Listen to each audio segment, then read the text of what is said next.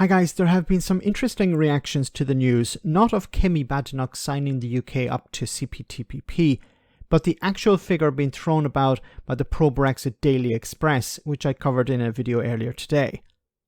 Here Paul McNamee, the editor of The Big Issue, compares the increase in GDP for the UK in 10 years to how much Arsenal has spent on football players.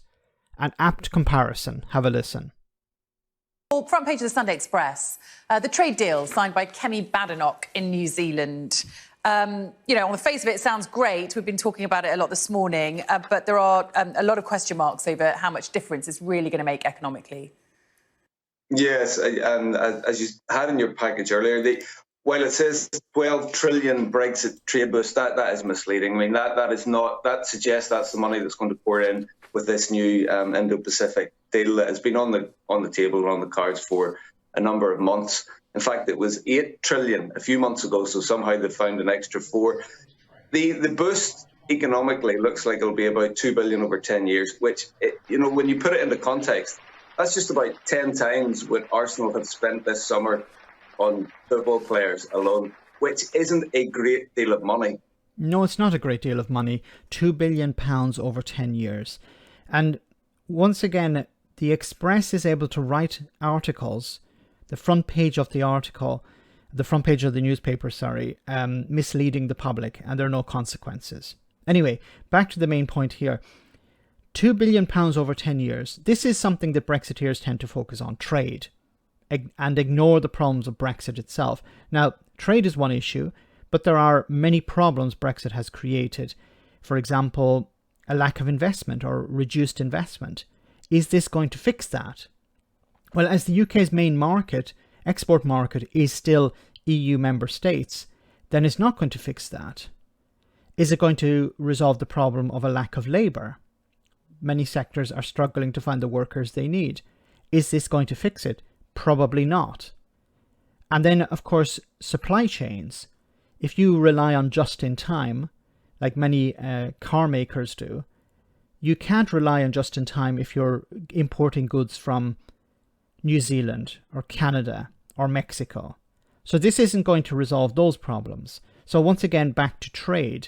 It's expected to boost GDP by £2 billion over 10 years. Not £2 billion a year, £2 billion over 10 years. So it's a pittance. But what about Brexit? Well, this is from Bloomberg. This year, back in March, they ran with this report.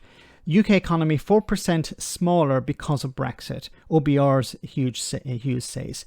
So, on the one hand, CPTPP is going to boost the economy by 0.08%. That's according to the UK government itself, while Brexit is downgrading the economy by 4%.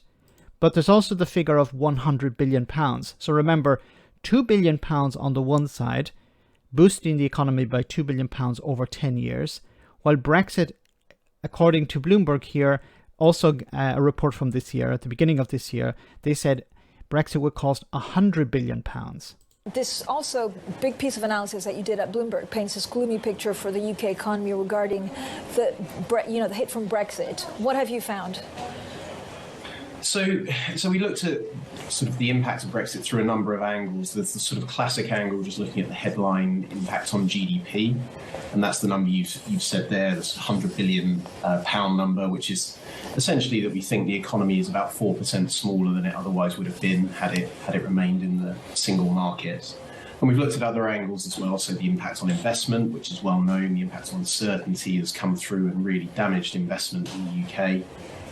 Trade as well is a little bit weaker, though it's not quite as weak as we would have expected. You'd expect that to be one of the key channels through which Brexit affects the economy. And of course, migration as well. So we've had migration has been weaker, certainly from EU migrants. EU employment is weaker than the trend going into the point at which the UK left the single market.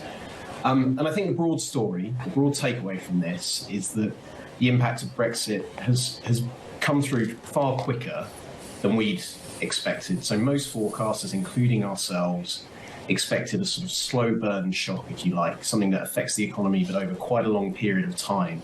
But actually, these numbers suggest that it's come through quite a bit quicker. And the risk is that there's more to come, of course. The risk is there's more to come. So, look, this is a prediction, of course.